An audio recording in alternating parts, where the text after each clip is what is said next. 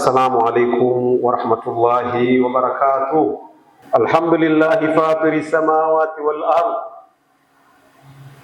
جاعل الملائكة رسلا أولي أجنحة مثنى وثلاث ورباع يزيد في الخلق ما يشاء إن الله على كل شيء قدير. من يهده الله فلا مضل له ومن يضلله فلن تجد له وليا مرشدا. واشهد ان لا اله الا الله وحده لا شريك له له الملك وله الحمد يحيي ويميت وهو على كل شيء قدير.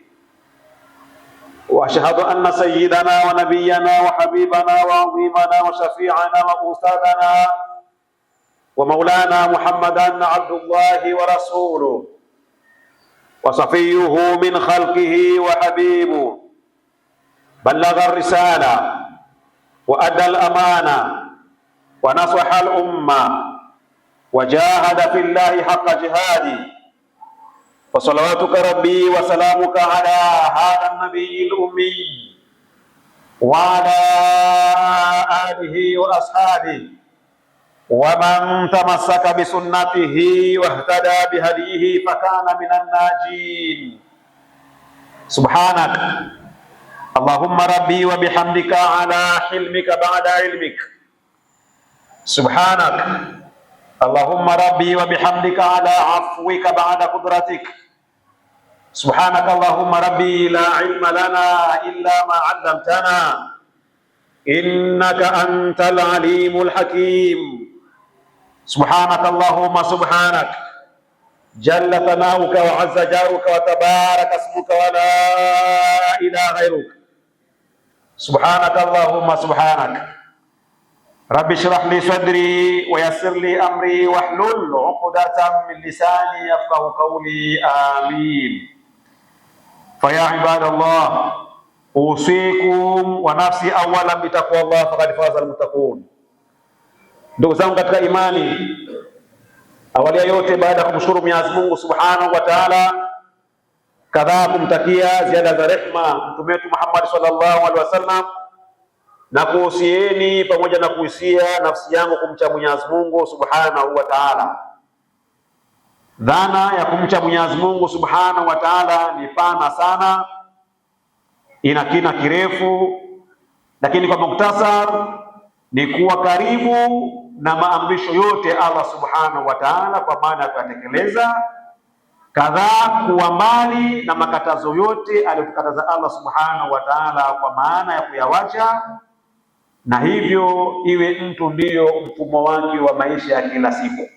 Kwa muktasar, huko ndiko kumcha Mwenyezi Mungu Subhanahu wa Ta'ala, na ndiko kwenye mafanikio ya hapa duniani kwenye maisha ya kupita, kadhalika maisha ya akhira, maisha yajayo ya hakika, ambayo yatakuwa na sura mbili: ima kupata pepo ya Allah Subhanahu wa Ta'ala kwa wale waliokuwa karibu na maamrisho ya Allah Subhanahu wa Ta'ala kwa maana kutekeleza, au kupata adhabu ya moto wa Jahannam wale ambao watakuwa hawakutubia wakakosa msamaha na walikuwa wakiishi kwa kuwa mbali na makatazo ya Allah Subhanahu wa Ta'ala, yani kuwa karibu na makatazo ya Allah Subhanahu wa Ta'ala kwa maana wakawa wanayatekeleza yale ambayo waliokatazwa kuyafanya.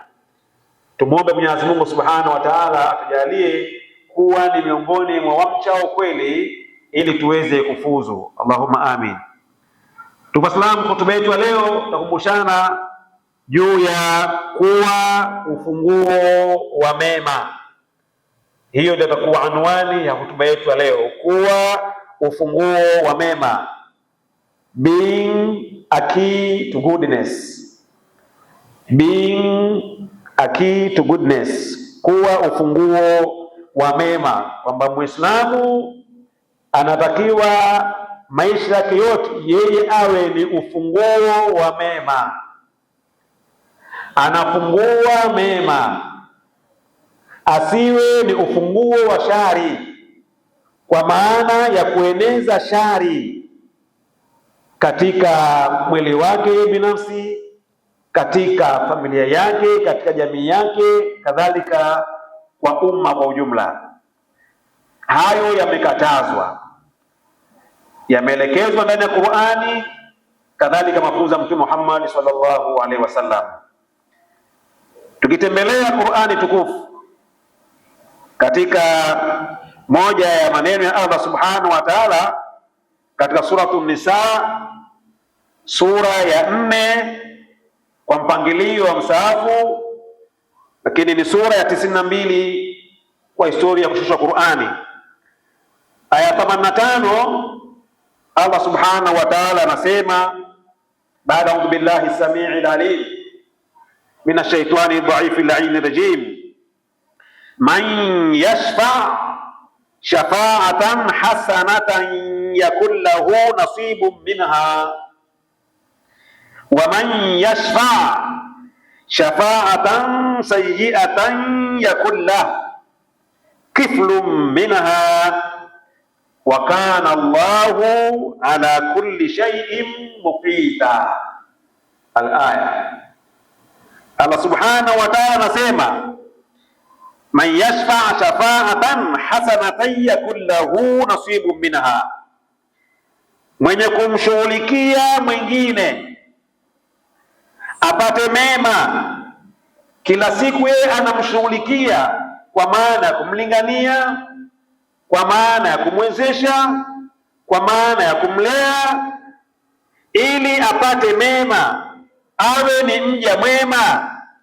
Allah anasema yakul lahu nasibun minha, atapata fungu la thawabu kwa huko kuingilia kwake kati, kwamba kuhakikisha namshughulikia huyu awe ni mja mwema,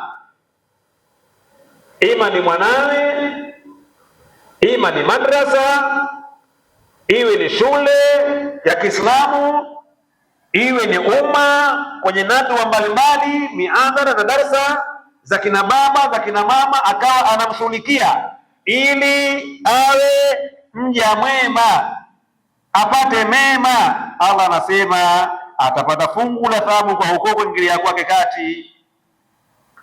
Na kinyume chake, wa man yashfa shafa'atan sayyi'atan yakun lahu kiflun minha, na mwenye kujishughulisha juu ya kumdhuru mwingine atapata fungu la mzigo wa dhambi kwa kule kujishughulisha kwake kumdhuru mwingine.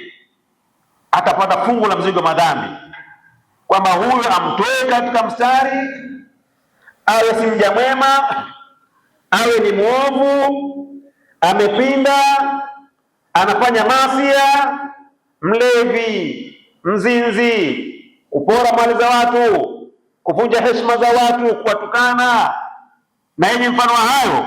Allah anasema atapata fungu la mzigo wa madhambi. Na aya ya mwisho anasema Allah, wa kana Allahu ala kulli shay'in qadir. Mwisho wa aya anamalizia Allah kusema wa kana Allahu ala kulli shay'in muqita, na Mwenyezi Mungu ni shahidi, yani mtunzi au mtunzaji wa kila jambo ambalo linafanywa, linakuwa recorded. Lile la kushughulikia mema linakuwa recorded, linatunzwa, linanakiliwa, linarekodiwa. Na lile ambalo ni ovu la kumtoa mtu katika wema ukamshughulisha kwa njia mbalimbali za ushawishi, za kuplani maksudi ili awe mwovu, awe mbaya, basi Allah subhanahu wa ta'ala atakupa fungu. Lakini pia hayo yanasajiliwa, yanawekwa katika kumbukumbu. Na ndio maana utakuta mitume wote wa Allah subhanahu wa ta'ala, wao walikuwa ni funguo za wema, funguo za wema. Na ndio maana Mwenyezi Mungu subhanahu wa ta'ala anatugusia baadhi yao. Mitume wote walikuwa ni funguo za wema, lakini Allah katika Qur'ani amewaeleza wote. Tugusia hapa baadhi yao katika suratu Al-Anbiya, sura ya mitume yenyewe. Taja habari zao wengi, tataja wachache tu, watatu. Suratul Anbiya sura ya 21 aya namba 73. Ni sura 21 kwa mpangilio wa msahafu Suratul Anbiya, lakini ni sura ya 73 kwa historia ya kushushwa Uislamu, yaani kushushwa Qur'ani. Katika historia ya kushushwa Qur'ani ni sura 73. Kwa hiyo unaweza kusema sura 21 aya namba 73 au sura ya 73 aya namba 73 kwa kusudia historia ya kushushwa Qur'ani. Allah alitaja habari za waja wema mitume wake watatu: Nabii Allah Ibrahim, Nabii Allah Ishaq, Nabii Allah Yaqub.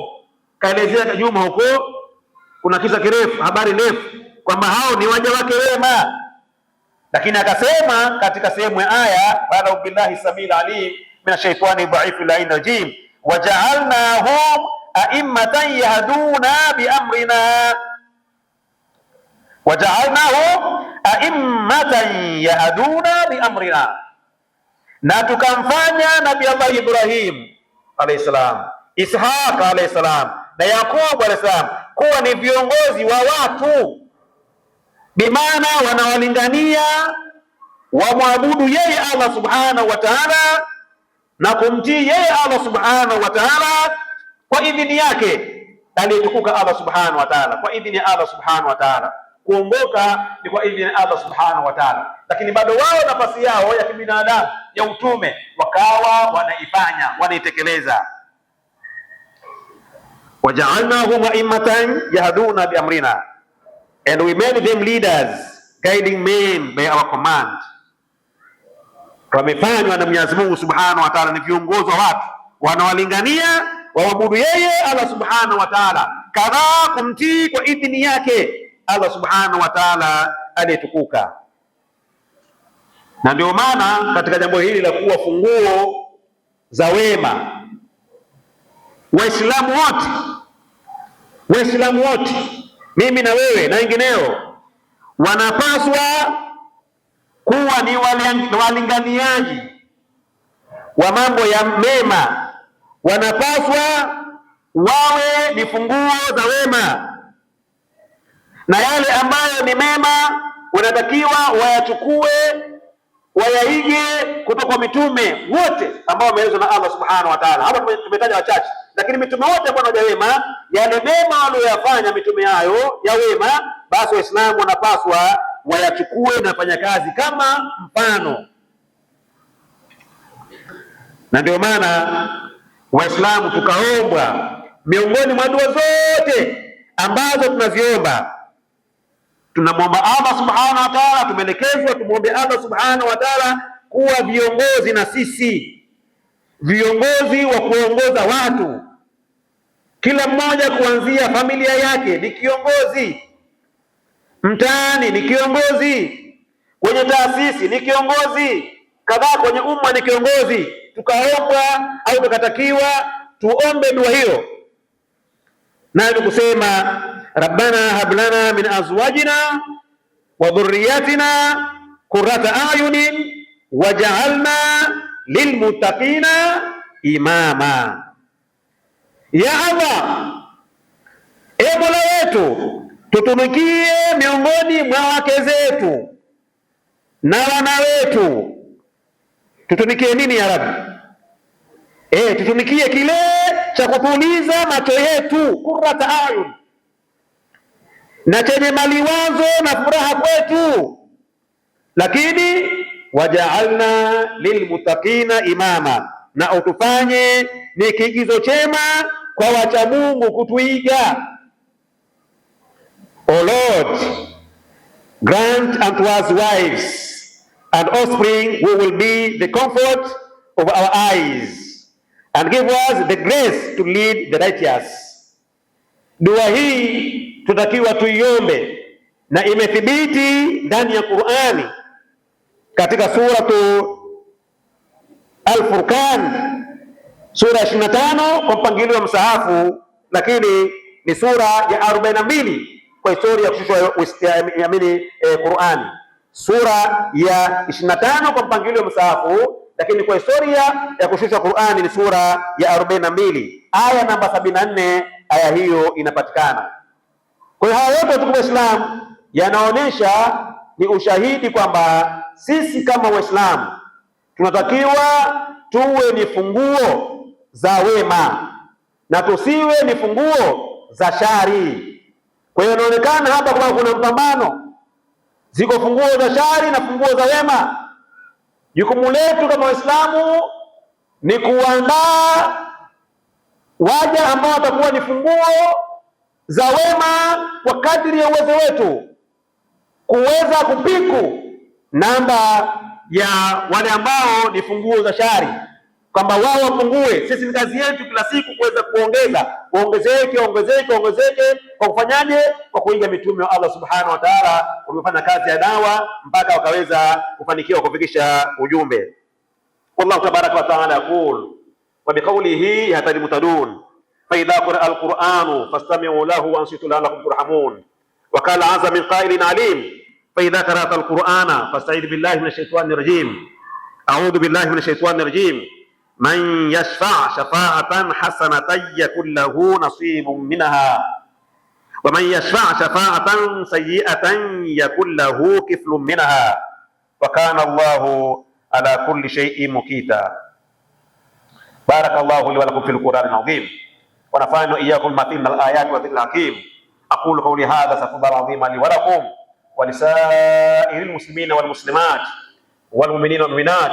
Qad qala Rasulullah sallallahu alaihi wasallam adh-dhanbu la yunsa wal birru la yubla wad dayanu la yamut i'mal ma shi'ta kama tadinu tudanu wa anna qala at-taibu habibur rahman والتائب من الذنب كما لا ذنب له. وقال صلى الله عليه وسلم أيضا في الحديث معنا كل ابن آدم خطاء وخير الخطائين التوابون ادعوا الله وأنتم موقنون بالإجابة واستغفروه فهو أهل التقوى وأهل المغفرة.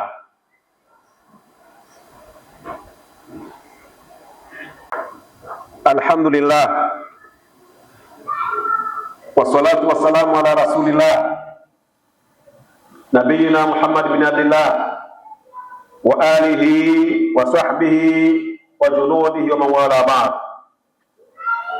Fa ya ayuhan nas usikum wa nafsi awalan bi taqwallah faqad faza al muttaqun. Tupo Islam, baada ya kumshukuru Allah subhanahu wa ta'ala na kumtakia rehema Mtume Muhammad sallallahu alaihi wasallam, kwa mara nyingine nichukue fursa hii kukuhusieni pamoja na kuhusia nafsi yangu kumcha Mwenyezi Mungu Subhanahu wa Ta'ala. Wale ambao watamcha Mwenyezi Mungu Subhanahu wa Ta'ala wanakufanikiwa katika maisha haya dunia, kadhalika maisha yajayo ya akhera. Na wale ambao watamwasi Mwenyezi Mungu Subhanahu wa Ta'ala wajue kwamba kuna kuadhibiwa adhabu yenye uchungu katika maisha ya hakika yajayo. Tumwombe Mwenyezi Mungu Subhanahu wa Ta'ala tujalie ni miongoni mwa mchao na wala sio wanaomwasi. Allahumma amin. Tuwaislamu, tukiendelea na hutuba yetu ya leo yenye anwani kuwa ufunguo wa wema, tumeona baadhi ya aya za Mwenyezi Mungu Subhanahu wa Ta'ala katika Qur'ani. Katika hutuba pili tuangalie hadithi za Mtume sallallahu alaihi wasallam zinazoelezea juu ya kuwa ufunguo wa wema, kwani Mtume Muhammad sallallahu alaihi wasallam yeye ndiyo mfasiri wa Qur'an, ndiyo mwalimu wa kufasiri Qur'an. Mtume Muhammad sallallahu alaihi wasallam katika hadithi ambayo imepokewa na Anas bin Malik radhiallahu anhu amesema mjumbe wa Allah, rehma za Allah zimshukie juu yake na amani, inna minan nas mafatiha lilkhairi maghalika lisharri wa inna minan nas mafatiha lisharri maghalika lilkhair fatuba liman ja'ala Allahu mafatiha alkhair ala yadayhi wa wailun liman ja'ala Allahu mafatiha sharri ala yadayhi. Mtume sallallahu alaihi wasallam anasema hakika miongoni mwa watu, na hadithi imeanza kwa taukid, hakika na wallahi, miongoni mwa watu wako watu ambao ni funguo za kheri lakini ni kufuli za shari. Yani wao kazi yao ni kufungua milango ya kheri, kueneza mema, kufunza mema, kulea wema, malezi ya kimaadili, lakini wao ni makufuli ya shari, wanafunga maovu, milango ya maovu wanaifunga, wanawaasa watoto wao, wanaasa jamii, wanaasa umma kuachana na maovu, ni makufuli ya shari, wanafunga shari. Mtume akasema fatuba, furaha iliyoje, liman jaala Allahu mafatiha alkhair ala yadayhi, kwa yule ambaye Allah subhanahu wa ta'ala amemjalia kuwa ni funguo za wema, yani yeye kajaliwa ni funguo za wema, furaha iliyoje. Lakini akasema Mtume, wa wailun, ole wao, liman jaala Allahu mafatiha sharri ala yadayhi, wale ambao Allah subhanahu wa ta'ala amefanya kuwa ni funguo za shari, kwamba wao siku zote ni kujishajihisha, kutumia kila nguvu katika kueneza masia, kuunda taasisi za ushoga mathalan, kuunda vyama ambavyo ni kuleta vurugu kwa mgongo kwamba ni vyama vya kutetea haki za binadamu, lakini kumbe wanapewa mapesa chungu nzima ili kuweza kuleta vurugu katika nchi mbalimbali na kuondoa amani ya nchi. Allah Mtume sana anasema ole wao ambao wamekuwa ni funguo za shari. Wao ni kufungua milango ya shari, kazi yao ni kukaa na kuplani njama mbalimbali kwa ajili ya kuvuruga amani za watu, kwa ajili ya kuleta machafuko katika nchi za watu, na ikawa ni ajira, watu wanalipa mapesa mengi sana, kama ambavyo shuhuda ziko wazi wazi ambazo zinaonyesha hali kama hizo. Hadithi imepokewa na Ibn Majah katika kitabu chake Muqaddam, kadhalika na Baihaqi katika mlango wa Shuaib na hadithi namba 1455. Kwa hiyo tukufu Islam, hadithi inatuonyesha kwamba kuna watu ambao ni funguo za kheri, ni kufuli za shari, na kinyume chake kuna watu ambao ni funguo za shari na ni kufuli za kheri. Hata sisi kama Waislamu tunatakiwa tuwe ni watu wa funguo za kheri, kufuli za shari, kila mmoja kwa nafasi yake, kuanzia baba nyumbani na familia yake, ahakikishe watoto wake wanakuwa ni wema, ndio funguo ya kheri. Ni mwalimu madrasa, ajitahidi kadri awezavyo, afundishe maadili, afundishe tauhidi, aingize imani katika nyoyo za vijana, wao wanamjua Allah subhanahu wa ta'ala, wanajua haki zao, wanajua haki za raia wao, wasiwe rahisi kutumbukizwa katika mtego wakawa ni funguo za shari, kwa kushiriki katika machafuko, kushiriki kuleta vurugu, kushiriki kufanya sabotage ya mali za watu, achoma magari ya watu bila sababu, achoma miundombinu ambayo inasaidia watu wote kwa pamoja. Wanatumia miundombinu usafiri kama ni vitu vya mwendokasi, ni Waislamu, wasio Waislamu na wengineo, wengine wagonjwa, wengine wajawazito, wanatumia yale. Wewe unafanya sabotage, unaivunja ili watu wapate tabu. Ni kwamba umetumika bila kujitambua, ukatumbukia. Wanafanya hayo ni wale ambao ni funguo za shari, ni makufuli ya kheri. Kwa hiyo sisi tuwe kinyume chake kama Waislamu. Hiko kisa kimoja, mtu mmoja alikwenda kwa Mtume Muhammad sallallahu alaihi wasallam, akamwambia, ya Rasulullah, mimi mnyama wangu ameuliwa, sina kipando, naomba unipe mnyama. Na kwenye kisa kuna ibra, visa vyote vina ibra, vina mafunzo, visa vyote vina mafunzo. Naomba usikilize vizuri, kuna mafunzo gani hapa katika kuwa funguo ya wema? Ya Rasulullah, mnyama wangu ameuliwa, naomba unisaidie, uniwezeshe nipate kipando kingine. Kipindi hicho bado magari, bado helikopta, bado ndege, bado wanyama wanatumika kama njia za usafirishaji, ndio inaitwa kama means of transportation. Ukiwa na mnyama ngamia ndio kama una Range Rover leo hii.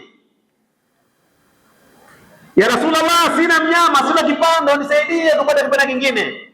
Mtume akamwambia, sina, ningekuwa nacho ningekupa swahaba wangu.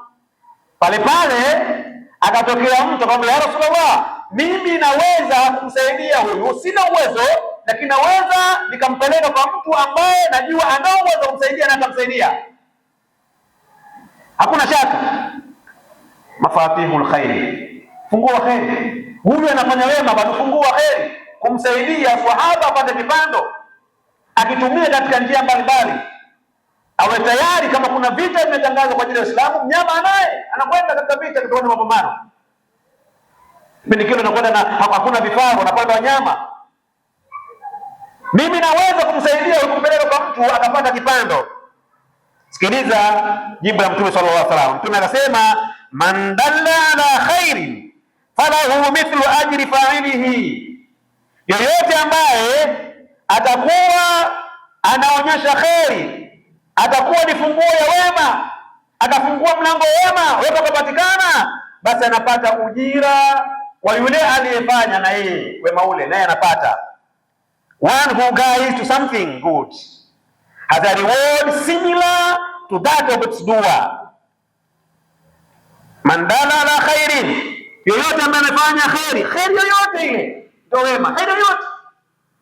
Kabla ya swala tumetangaziwa hapa, kuna jengo, kuna mradi hapa unaendelea ambao tunaelezwa utakuwa manufaa kwa Waislamu. Ni msikiti, kutakuwa pengine na majengo ya taasisi za elimu na mengineyo, maslahi ya umma.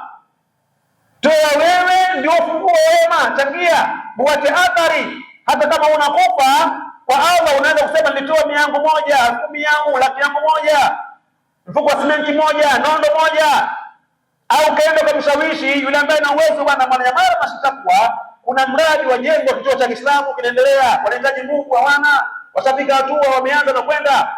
Yule akifanya na leo unapata, ndio funguo wa wema. Khairi yote ile, man dalla ala khairi, yote ambaye anaonyesha khairi yote, akijulisha khairi yote, falahu mithlu ajri fa'ilihi, anapata ujira wa yule aliyefanya wema ule.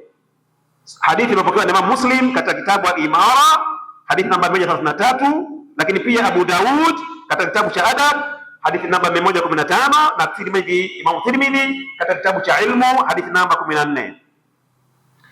Kwa hiyo katika kuwa ufunguo wa wema inatakikana iwe kwa sura zote mbili.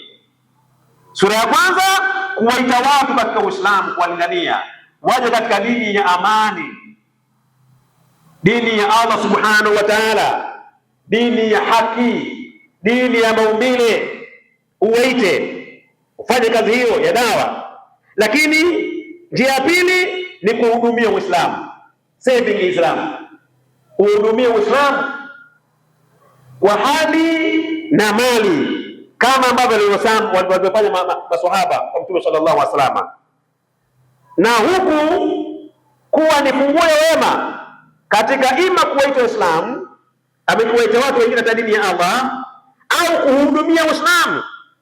Unaweza kutumia njia ya akili. Allah amekupa akili, tumia akili, tumia akili kwa funguo ya wema.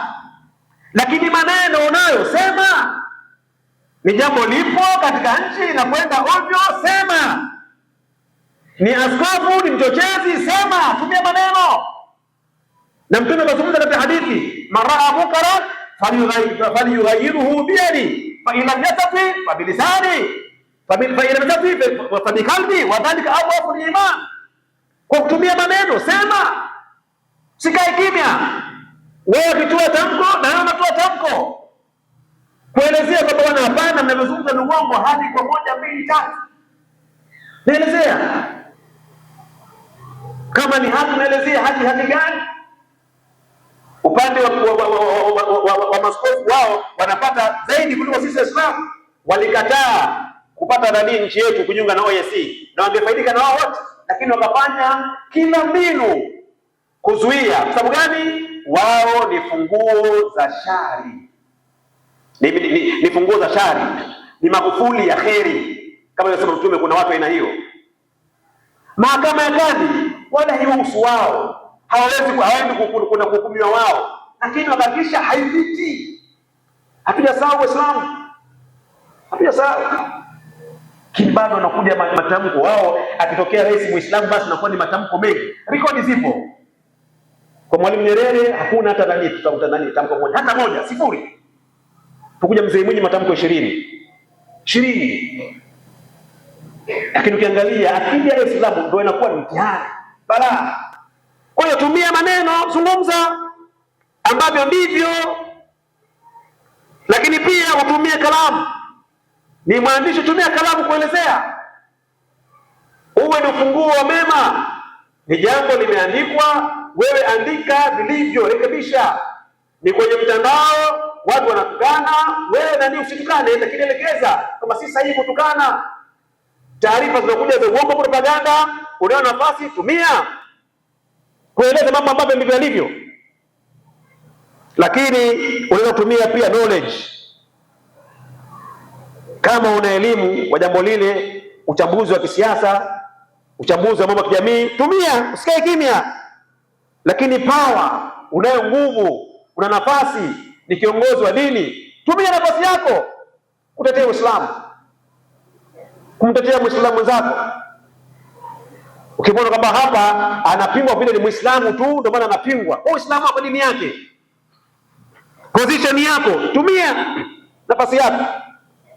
Lakini kama ni media, tumia, una media yako, tumia, uwe ni ufunguo wa mema, usiwe kufuli la mema. Lakini pia una uwezo, utajiri, tumia utajiri wako kwa ajili ya kuhami Uislamu, kwa ajili ya kumhami Muislamu mwenzako, ndio ufunguo wa wema. Tukimalizia, Mtume sallallahu alaihi wasallam anatuelezea katika visa viwili vya mwisho.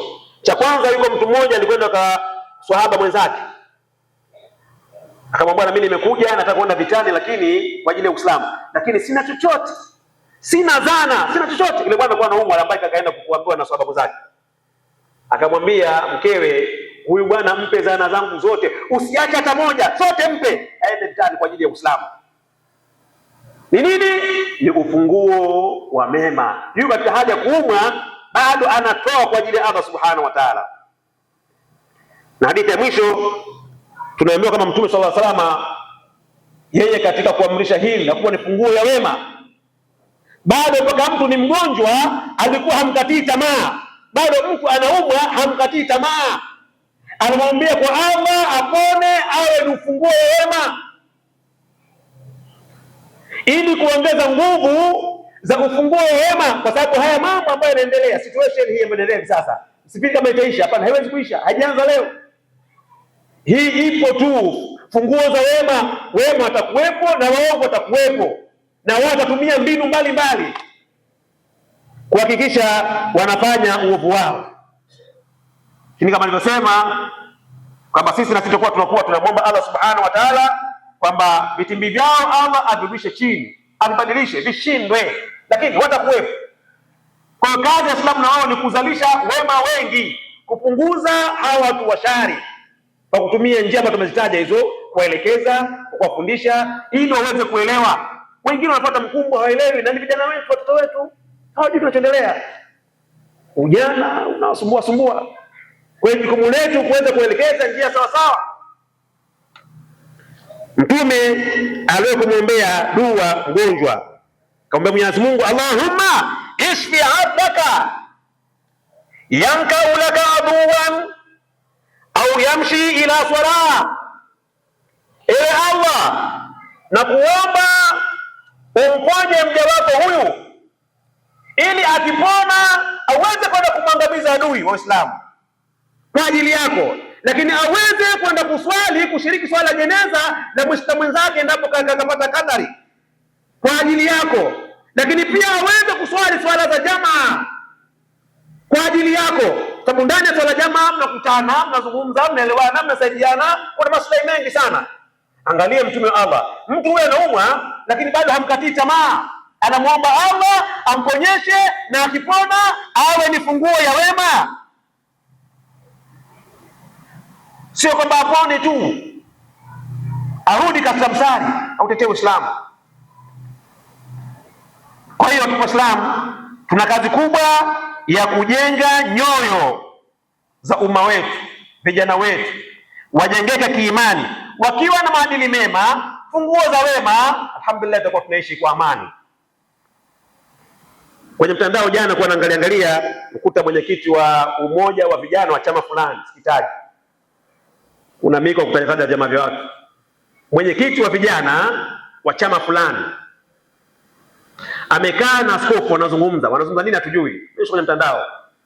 Lakini pale kwenye heading inaelezwa kwamba anasema vijana wa Kiislamu au Waislamu wametusaliti, ni waoga. Kwa pengine Waislamu ambao waliingia pengine wao hawakujua pengine. Kwa hiyo tunayo kazi ya kuwafunda vijana, madrasa, familia, katika mihadhara, watu wawe waja wema, wacha Mungu, wenye imani na maadili.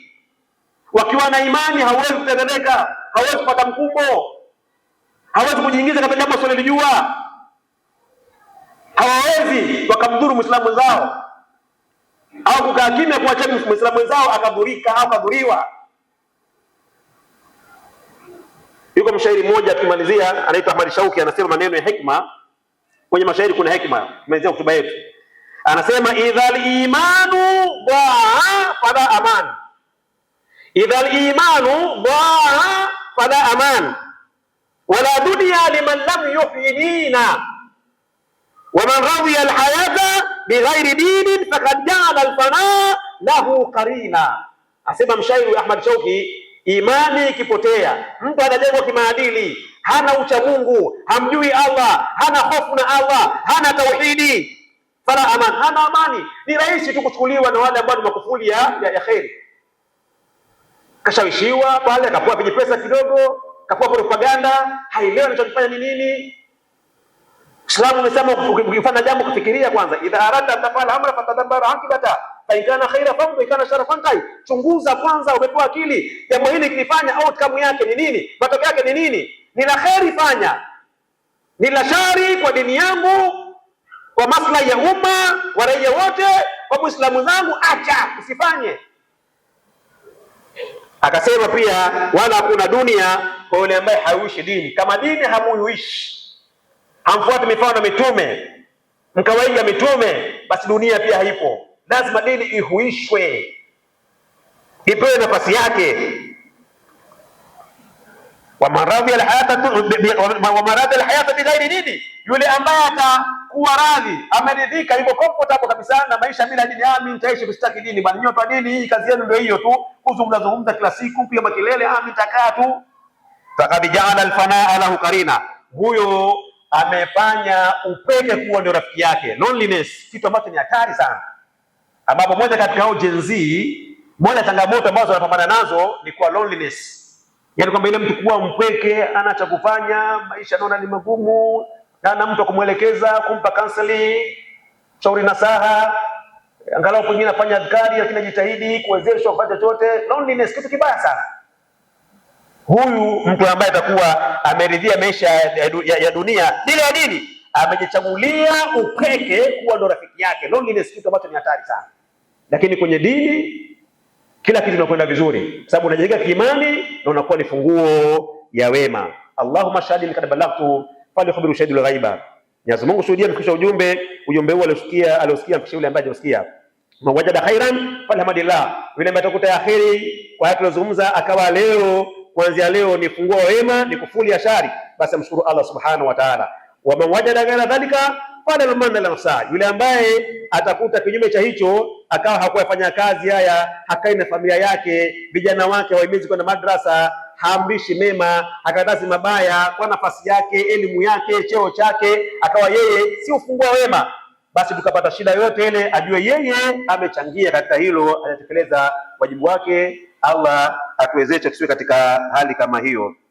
Inna Allaha malaikatahu yusalluna ala nabi ya ayyuhalladhina amanu sallu alayhi wa sallimu taslima. Allahumma salli ala Muhammad al-fatih lima ughliqa wal khatim lima sabaqa wan nasir lil haqq bil haqqi wal hadi ila siratil mustaqim sallallahu alayhi wa ala alihi wa sahbihi haqa qadira bi qadri al-azim.